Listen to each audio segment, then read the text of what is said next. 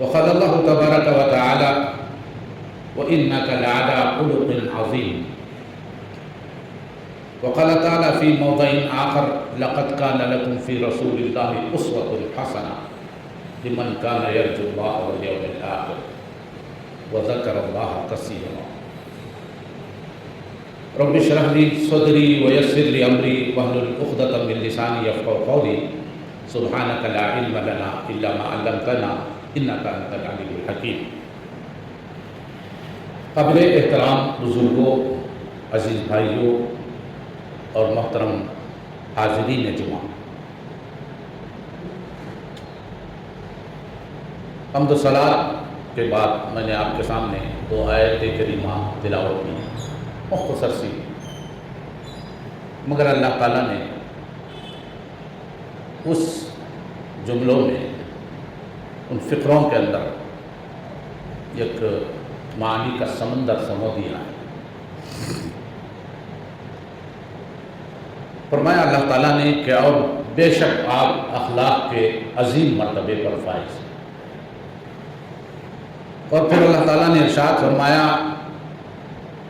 یقیناً رسول اللہ صلی اللہ علیہ وسلم کی زندگی میں آپ کے لیے ایک مکمل نمونہ موجود ہے.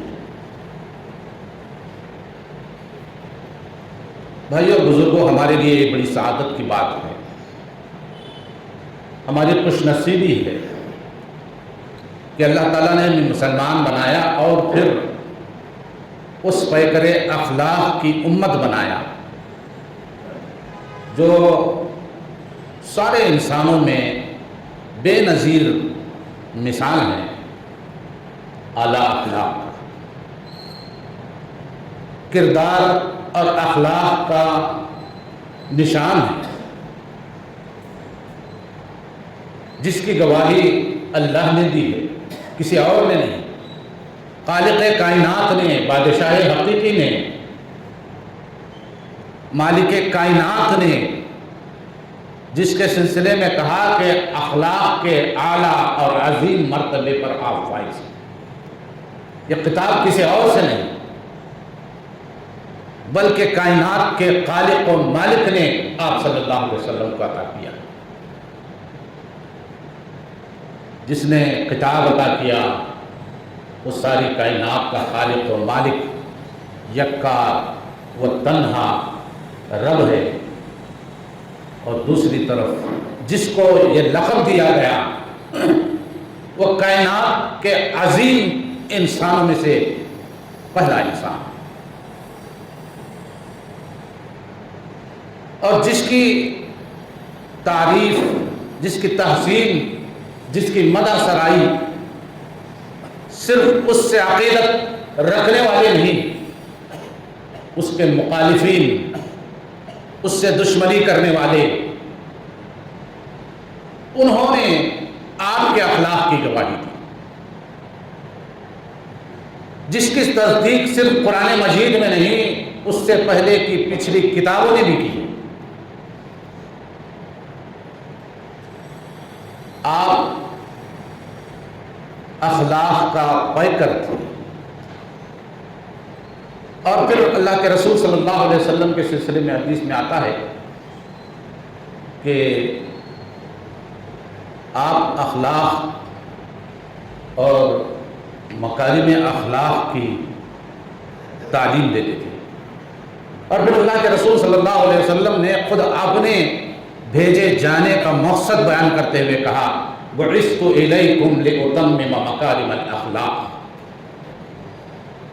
جن مقاصد کے ساتھ مجھے دنیا میں بھیجا گیا ہے اس میں سے ایک مقصد یہ ہے کہ میں اس لیے بھیجا گیا ہوں کہ تمہاری طرف اس لیے بھیجا گیا ہوں کہ مکارم اخلاق کی اچھائیوں کو دنیا کے اندر مکمل کرو، تمام کرو. یہ مقصد ہے اللہ کے رسول صلی اللہ علیہ وسلم کے اس دنیا میں بھیجے جانے کا. یہ صرف ہماری عقیدت مندی کی بنیاد پر یہ باتیں نہیں کر رہی ہیں. جو لوگ کسی سے عقیدت رکھتے ہیں وہ عقیدت کے جو دیوانگی میں محبت میں مدح سرائی کرنا تو بنتا ہی، جس سے ہم عقیدت رکھتے ہیں اس سے عقیدت کا تقاضا یہ ہے کہ ہم اس کی مدح کریں، اس کی تعریف کریں، کہ اس حیثیت سے اللہ کے رسول صلی اللہ علیہ وسلم کی تعریف نہیں ہے، یہ حقیقت ہے اور اس حقیقت کو جھٹلایا نہیں جا سکتا، یہ ایسی حقیقت ہے۔ اور پھر اللہ کے رسول صلی اللہ علیہ وسلم کے اخلاق کی، آپ کے زندگی کی، آپ کی جو تعریف ہے،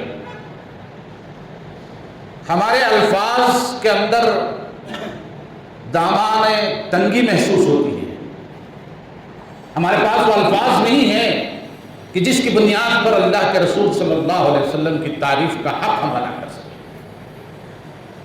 دنیا کے اندر ایسی زبان نہیں ہے کہ جس کے ذریعے سے اللہ کے رسول صلی اللہ علیہ وسلم کی تعریف کا حق ادا کیا جائے۔ سب زبانیں گم نظر آتی ہیں اور الفاظ کی کمی محسوس ہوتی ہے کہ اللہ کے رسول صلی اللہ علیہ وسلم کو کن الفاظ سے تو آپ کی تعریف کا حق ادا کیا جائے۔ شعراء نے اپنے شعر میں، نعتوں میں اللہ کے رسول صلی اللہ علیہ وسلم کی حمد و آپ کی تعریف کے گن گائے، لیکن آپ کی تعریف ختم نہیں ہوئی، یہ سلسلہ جاری ہے۔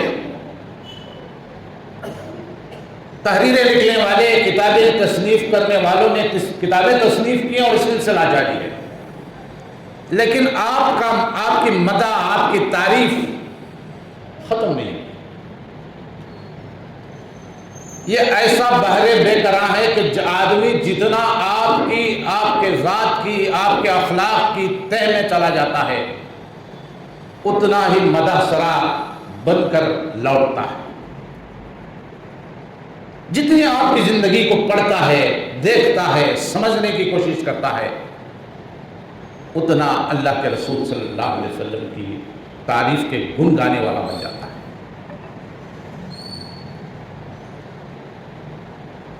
دنیا کے اندر بہت سارے بڑے بڑے لیڈر گزرے، بڑے بڑے مذہبی پیشوا گزرے، بڑی بڑی جنگیں کرنے والے سپہ سالار اور جرنیل گزرے۔ دنیا کے اندر معاشرے کی اصلاح کے بیڑے اٹھا کر مصلحین پیدا ہوئے، دنیا کی سدھار کرنے والے پیدا ہوئے۔ ہر جگہ، ہر ایک اپنی جگہ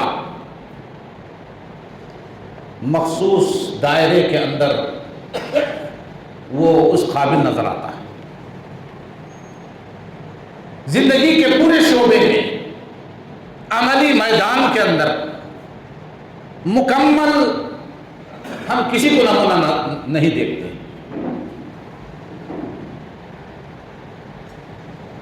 اگر پوری خوبیاں ایک مصلح کی حیثیت سے، ایک سپہ سالار اور جرنیل کی حیثیت سے، ایک اخلاقی اور مذہبی پیشوا کی حیثیت سے، ایک سیاستدان اور ایک لیڈر اور ایک قائد کی حیثیت سے،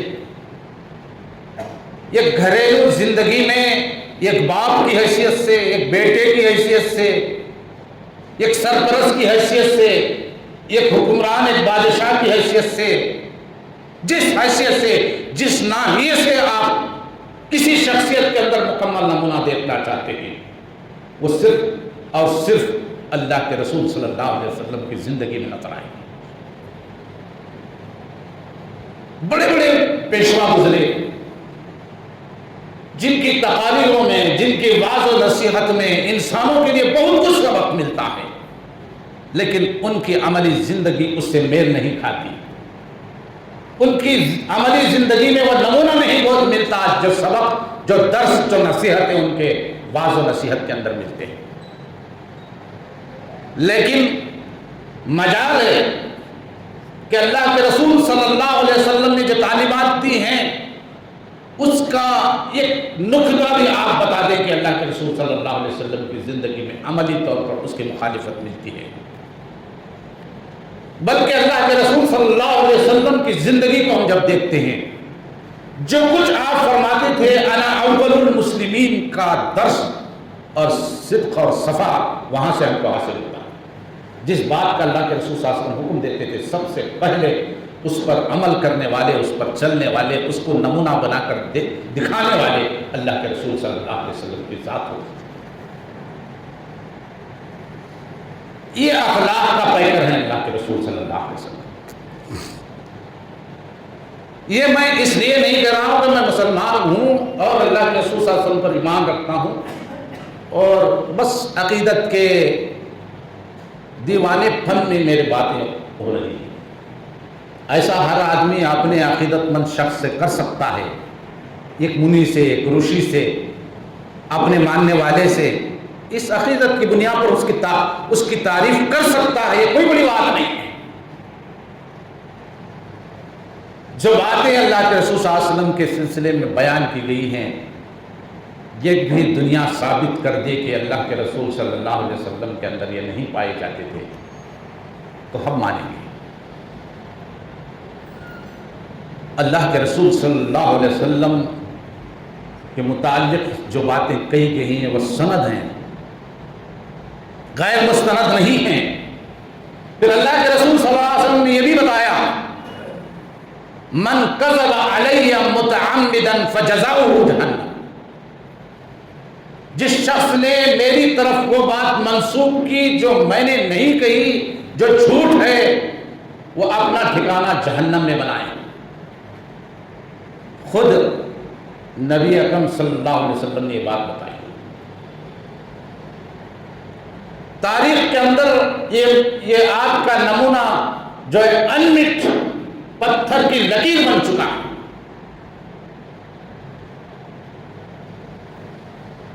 اور اس دنیا سے جھگڑا نہیں سکتی، اس پر پردہ نہیں ڈال سکتی، اس کا انکار نہیں کر سکتی۔ اسی لیے مخالفین اسلام نے بھی، اللہ کے رسول صلی اللہ علیہ وسلم کو نہ ماننے والوں نے بھی آپ کے اس اخلاق کو قبول کیا ہے، تسلیم کیا ہے۔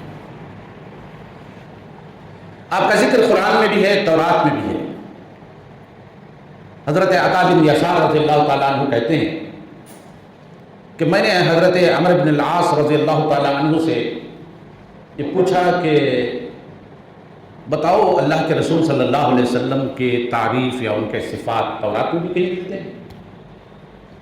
انہوں نے کہا کہ اللہ کے رسول صلی اللہ علیہ وسلم کی تعریف اور آپ کے صفات تورات کے اندر بھی بیان کی گئی ہے، تورات نے بھی بیان کیا ہے اور کہا ہے کہ آپ دنیا کو حق کے گواہی دینے والے اور اللہ کی تعلیمات پر عمل کرنے والوں کے لیے خوشخبری سنانے والے اور اللہ کی نافرمانی کرنے والوں کو ڈرانے والے بن کر آئے ہیں۔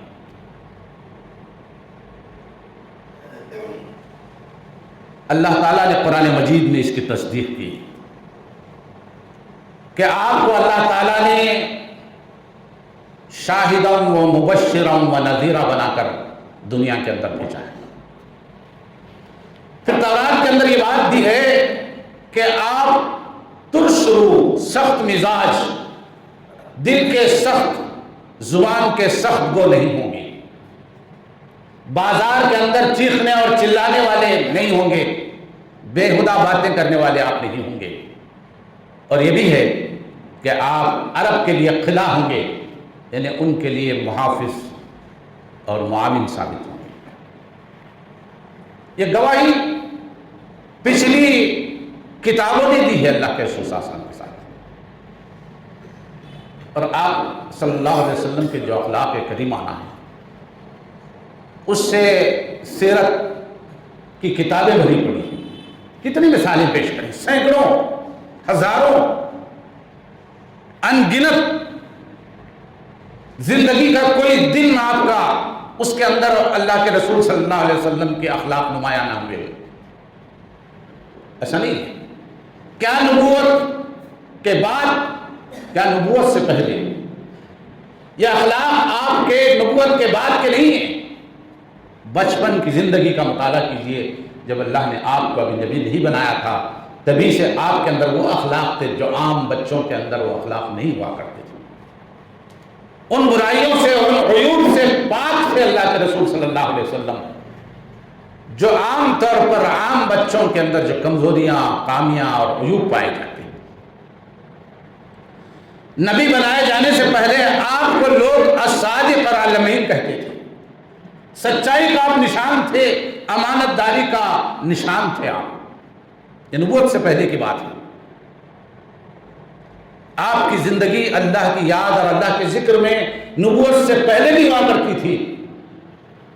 جب نبوت سے پہلے خانہ کعبہ کو عصر نو اس کی مرمت کی گئی ہے، اس کو نئے سرے سے تعمیر کرنے کا وقت آیا، حجر اسود پر مکے کے اندر لوگوں کے اندر تناؤ پیدا ہوا۔ سارے قبیلے یہ چاہتے تھے کہ حجر اسود رکھنے کا جو شرف ہے، سعادت ہے، یہ ہمارے قبیلے کو حاصل ہو، اس لیے ان کے اندر ان کے تلواریں نیام سے باہر آ گئی، ہر ایک اپنا حق جتانے لگا۔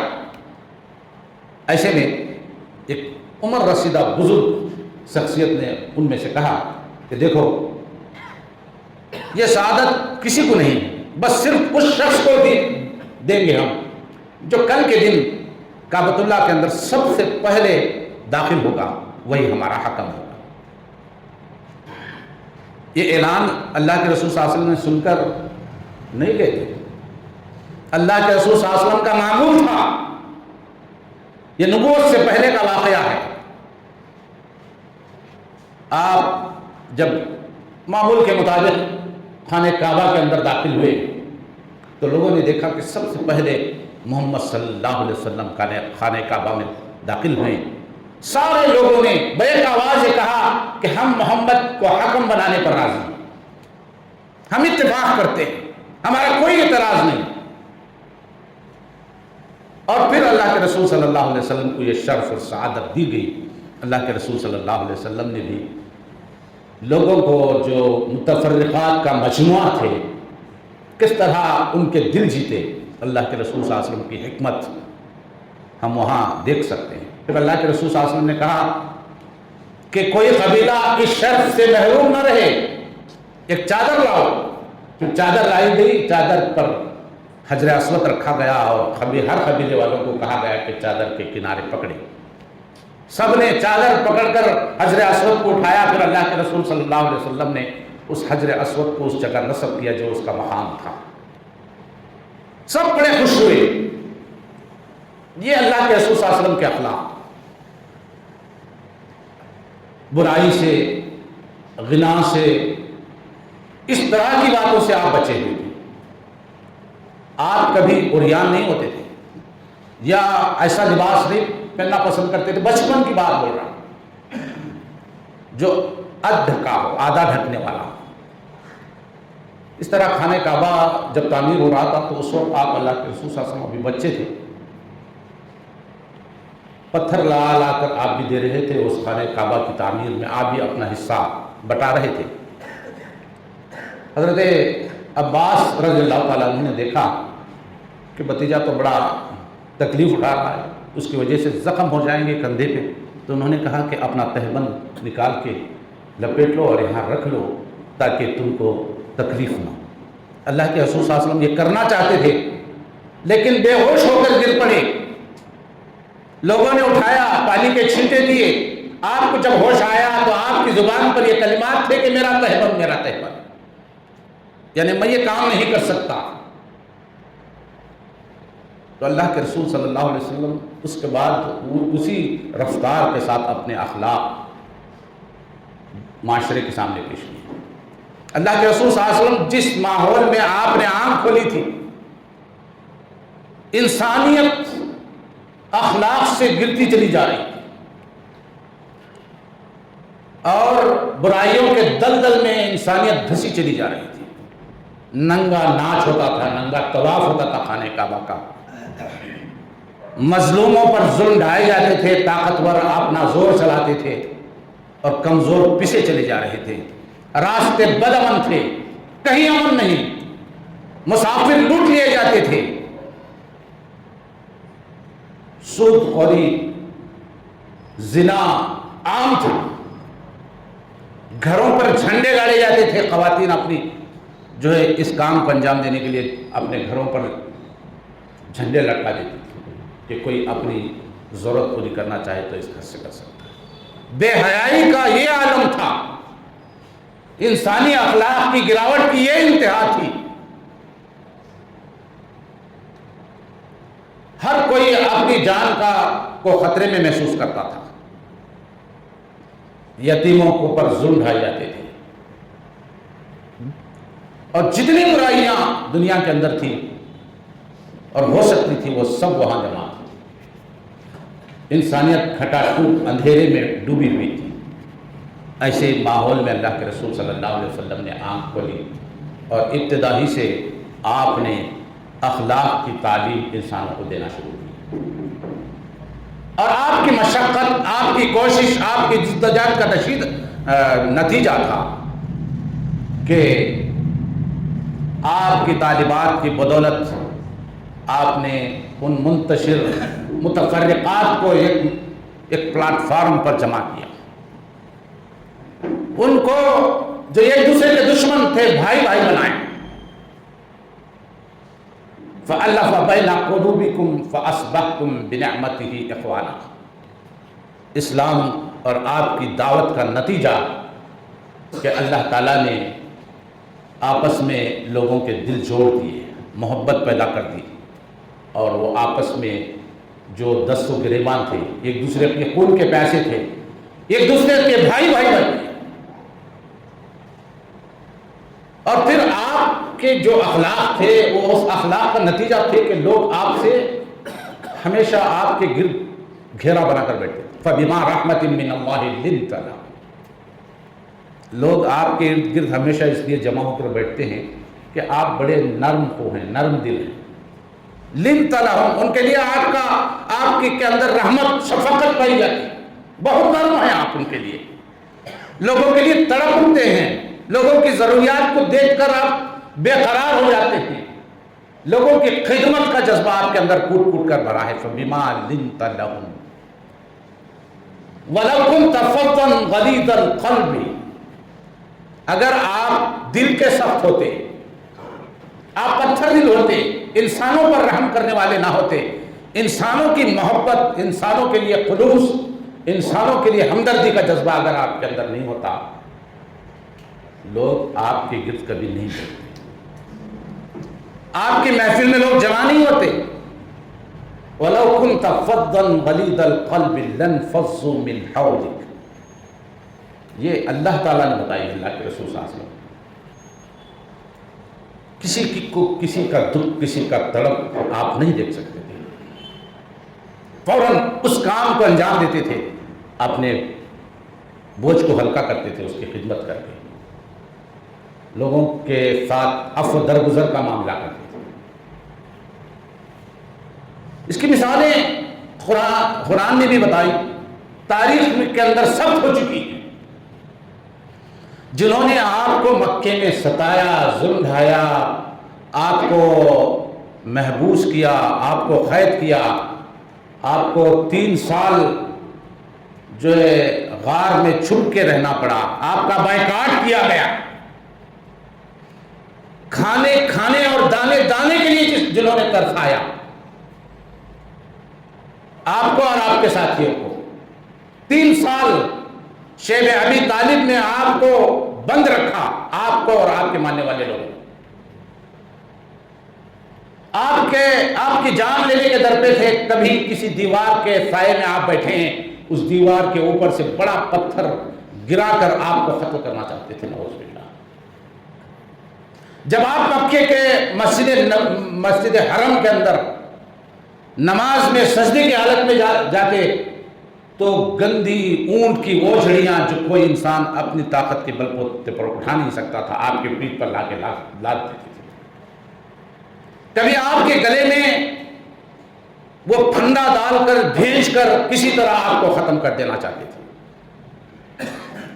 کیا تکلیفیں تھیں جو آپ کو نہیں دی گئی، نہیں ستایا گیا۔ سب سے بڑھ کر یہ کہ اللہ کے رسول صلی اللہ علیہ وسلم جو پاکیزہ نفس اور پاکیزہ اخلاق کے انسان تھے. کسی انسان کو جسمانی تکلیف محسوس نہیں ہوتی. لوگ اگر اس کے خلاف ایسی باتیں کریں جو اس کے اخلاق اور اس کے نفس پاکیزہ نفس کے خلاف ہوں تو یہ سب سے بڑی دکھ کی بات ہوتی ہے. اللہ کے رسول صلی اللہ علیہ وسلم کو یہ کہا, آپ کو جادوگر کہا گیا, ساحر کہا گیا, مجنون کہا گیا, شاعر کہا گیا. انہی الفاظ کو اللہ تعالیٰ نے جس صورت کے اندر بیان کیا اس میں اللہ کے رسول صلی اللہ علیہ وسلم کی تعریف اللہ تعالیٰ نے یہ لقب ان کو اسی صورت کے اندر بیان کی ہے. اللہ کے رسول صلی اللہ علیہ وسلم فتح مکہ ہوا. جو لوگ آپ کو تکلیفیں دے کر مکہ چھوڑنے پر مجبور کیے تھے, آج آپ کے ماتحت تھے, آپ کے غلام تھے, آپ ان کے ساتھ ایک ایک دشمن کا انتقام لے سکتے تھے. صحابہ کرام کے اندر ایک خوشی تھی. صحابہ کرام کہہ رہے تھے الیوم یوم الملحمہ, الیوم یوم الملحمہ, الیوم یوم الملحمہ. صحابہ کرام نعرے لگا رہے تھے آج تکہ بوٹی کرنے کا دن ہے, آج جسموں کے چیتھڑے اڑانے کا دن ہے, آج اپنے دشمن کے ساتھ وہ معاملہ کرنے کا دن ہے جو انہوں نے ہم سے اب تک کیا تھا. اللہ کے رسول صلی اللہ علیہ وسلم نے کہا نہیں. صحابہ سے کہا نہیں, الیوم یوم الملحمہ نہیں, الیوم یوم المرحمہ, الیوم یوم المرحمہ, الیوم یوم المرحمہ. تم کہو کہ آج انسانوں کے ساتھ رحم و شفقت کرنے کا دن ہے, انسانوں کو عفو و درگزر سے کام لینے کا دن ہے, انسانوں کے ساتھ بھلائی کرنے کا دن ہے. اللہ کے رسول صلی اللہ علیہ وسلم جس اونٹنی پر سوار تھے اس آیت کے مصداق تھے کہ اذا جاء نصر اللہ والفتح ورأیت الناس يدخلون فی دین اللہ افواجا فسبح بحمد ربک واستغفر. اللہ کے رسول صلی اللہ علیہ وسلم اونٹنی پر ایسے بیٹھے ہوئے تھے جیسے آپ سجدے میں سر رکھنے کے لیے زمین تک چلے جاتے, یعنی اللہ کی حمد اور اللہ کی تسبیح کرتے ہوئے, اللہ کو یاد کرتے ہوئے. آپ کے اندر وہ غرور نہیں تھا جو بڑے بڑے لیڈروں کے اندر, جو بڑے بڑے جرنیلوں کے اندر, جو بڑے بڑے سپہ سالاروں کے اندر کسی مملکت کو فتح کرنے کے بعد آ جاتی ہے. اللہ کے رسول صلی اللہ علیہ وسلم نے کہا آپ کا سر جھکا ہوا تھا. روایات میں آتا ہے کہ آپ کا سر اتنا جھکا ہوا تھا کہ آپ کے اونٹنی کے کوہان سے آپ کا سر لگ رہا تھا. یہ عاجزی, یہ انکساری, یہ اخلاق کا پیکر تھے. پھر اللہ کے رسول صلی اللہ علیہ وسلم کے سامنے حضرت عباس رضی اللہ تعالیٰ عنہ کے ساتھ ابو سفیان وہ شخصیت جنہوں نے جنگ بدر میں, جنگ احد میں, کتنے غزووں کے اندر مسلمانوں کے ساتھ مسلمانوں کا قتل کیا تھا, مسلمانوں کو قتل کرایا تھا. سب سے بڑے دشمنان اسلام, دشمنان رسولوں میں سے تھے. گھبرا رہے تھے حضرت عباس کے ساتھ. جب اللہ کے رسول صلی اللہ علیہ وسلم کے سامنے ہوئے تو گھبرا رہے تھے. اللہ کے رسول صلی اللہ علیہ وسلم نے کہا کہ گھبراؤ نہیں. وہ جب بھی اللہ کے رسول صلی اللہ علیہ وسلم کو دیکھ رہے تھے تو ان کے ایک ایک قتل کا جرم ان کے سامنے یاد آ رہا تھا ان کو, اور وہ سوچ رہے تھے کہ ایک ایک جرم کے بدلے میرا قتل ہو جانا چاہیے, میری جان لی جانی چاہیے, میرا سر قلم کر دیا جانا چاہیے. لیکن ایک طرف وہ تھے اور دوسری طرف پیکرے رحمت, پیکرے عفو درگزر, پیکرے عفت و شفقت اللہ کے رسول صلی اللہ علیہ وسلم کی ذات تھی. انہوں نے کہا کہ اے ابو سفیان, آج تمہاری معافی ہے, تمہیں درگزر کیا جاتا ہے, تمہارا انتقام نہیں لیا جاتا. آج اللہ نے مجھے انتقام لینے کے لیے نہیں بھیجا ہے. اور پھر اللہ کے رسول صلی اللہ علیہ وسلم نے کہا سارے مکے والوں کو خطاب کرتے ہوئے, لا تصریب علیکم اليوم, آج اے مکے والوں تم میرے متعلق کیا رائے رکھتے ہو؟ تو انہوں نے بھی یہی کہا اخ کریم وابن اخ کریم. اے اللہ کے رسول صلی اللہ علیہ وسلم, ہم تو آپ کو ایک مہربان بھائی اور ایک مہربان بھائی کا بیٹا تصور کرتے ہیں. اللہ کے رسول صلی اللہ علیہ وسلم نے کہا ہے مکے والوں, سارے مکے والوں, آج تمہاری کوئی گرفت نہیں ہوگی, کسی کو نہیں پکڑا جائے گا اس کے جرم کی پاداش میں, وہ جرم چاہے کتنا بڑا ہو. اذهبوا انتم الطلقاء، جاؤ تم سب آزاد۔ یہ پیکر اخلاق تھا۔ حضرت انس رضی اللہ تعالیٰ عنہ اللہ کے رسول صلی اللہ علیہ وسلم کے پاس 10 سال آپ نے خدمت کی۔ وہ کہتے ہیں کہ اللہ کے رسول صلی اللہ علیہ وسلم نے 10 سال میں نے آپ کی خدمت کی، آپ کا خادم رہا، بڑی آپ سے قربت حاصل تھی مجھے۔ بچے تھے 10 سال کی عمر میں، اللہ کے رسول صلی اللہ علیہ وسلم کی خدمت میں ان کی ماں نے ان کو بھیج دیا۔ وہ کہتے ہیں اللہ کے رسول صلی اللہ علیہ وسلم اتنے بہترین اخلاق کے انسان تھے کہ مجھ سے کبھی اللہ کے رسول صلی اللہ علیہ وسلم نے یہ نہیں کہا کہ اے انس تم نے یہ کام کیوں کیا، اور کبھی یہ نہیں کہا کہ اے انس تم نے یہ کام کیوں نہیں کہا۔ ایک مرتبہ اللہ کے رسول صلی اللہ علیہ وسلم نے مجھے کسی کام کے لیے بھیجا، بچہ تھا، راستے میں کچھ بچے کھیل رہے تھے، میں اس کھیل کے اندر شامل ہو گیا اور میں بھول گیا کہ اللہ کے رسول صلی اللہ علیہ وسلم نے مجھے کس کام کے لیے بھیجا۔ اللہ کے رسول صلی اللہ علیہ وسلم انتظار کرتے رہے، دیکھا کہ انس تو آئے نہیں، تو اللہ کے رسول صلی اللہ علیہ وسلم خود چل کے نکلے، دیکھا کہ انس کو بچوں کے ساتھ کھیل رہے ہیں۔ اللہ کے رسول صلی اللہ علیہ وسلم پیچھے سے جا کے حضرت انس رضی اللہ تعالیٰ عنہ کی گردن پر ہاتھ رکھا۔ میں اچانک چونک گیا، مجھے یاد آیا کہ اللہ کے رسول صلی اللہ علیہ وسلم میں نے تو آپ کا کام نہیں کیا۔ اللہ کے رسول صلی اللہ علیہ وسلم نے مجھے کچھ ڈانٹا نہیں، بلکہ پوچھا کہ اے انس میں نے جو کام تم کو دیا تھا وہ تم نے کیا نہیں۔ تو پھر میں نے کہا کہ اللہ کے رسول صلی اللہ علیہ وسلم میں بھول گیا، ابھی جا کے کر گیا۔ اللہ کے رسول صلی اللہ علیہ وسلم نے اس پر کسی طرح کا اپنے چہرے سے اپنے غصے کا اظہار نہیں کیا، نہ نفرت کا اظہار کیا، شفقت اور محبت سے میرے ہاتھ میرے سر پر پھیرا اور مجھے بھیج دیا۔ ایک شخص اللہ کے رسول صلی اللہ علیہ وسلم، ایک بدو دیہات کے رہنے والے، ان پر گوار، اخلاق سے نابلد، آیا اللہ کے رسول صلی اللہ علیہ وسلم کے پاس۔ حضرت ابو ہریرہ رضی اللہ تعالیٰ عنہ اس کے راوی ہیں، وہ کہتے ہیں ہم محفل میں بیٹھے ہوئے تھے، اللہ کے رسول صلی اللہ علیہ وسلم گفتگو فرما رہے تھے، اور اللہ کے رسول صلی اللہ علیہ وسلم اٹھ کر اپنے گھر کی طرف جانے لگے تو یہ بدو راستے میں ملا، ایک گنوار آدمی ملا۔ اس نے اللہ کے رسول صلی اللہ علیہ وسلم کے گلے میں ایک چادر ڈالی اور اس طرح کھینچتا رہا، ایسا لگتا تھا کہ ابھی آپ کا سر کسی دیوار سے ٹکرا جائے گا، اور اس کھینچنے کی وجہ سے اللہ کے رسول صلی اللہ علیہ وسلم کے گلا سرخ ہو گیا، اور اس نے کہا کہ اے محمد صلی اللہ علیہ وسلم، یہ 2 اونٹ ہیں، یہ 2 اونٹ پر کو اناج سے بھر دو، تمہارے پاس جو مال ہے وہ خدا کا ہے، نہ تمہارا ہے نہ تمہارے باپ کا۔ چھوٹی بات نہیں ہے، مال تو خدا ہی کا تھا۔ اللہ کے رسول صلی اللہ علیہ وسلم نے کہا کہ تم سچ کہتے ہو، یہ مال نہ میرا ہے نہ میرے باپ کا ہے، یقیناً یہ مال خدا کا ہے، لیکن تم نے جو میرے ساتھ معاملہ کیا یہ تو میرا حق ہے کہ میں تم سے بدلہ لوں، اس کا عوض لوں۔ اس نے کہا کہ نہیں، میں آپ کو اس کا عوض نہیں دوں گا۔ اللہ کے رسول صلی اللہ علیہ وسلم اس پر غصہ نہیں ہوئے، اللہ کے رسول صلی اللہ علیہ وسلم اس کا یہ جواب سن کر مسکراتے رہے، آپ دہراتے رہے اپنی بات، یہ تو میرا حق ہے کہ میں اپنا حق لوں تم سے، اس کا عوض لوں، اس کا بدلہ لوں۔ لیکن وہ شخص بھی دہراتا جا رہا تھا کہ میں آپ کو آپ کا عوض نہیں دوں گا، آپ کا بدلہ نہیں دوں گا۔ آپ اسی طرح مسکراتے ہوئے آگے بڑھ رہے تھے۔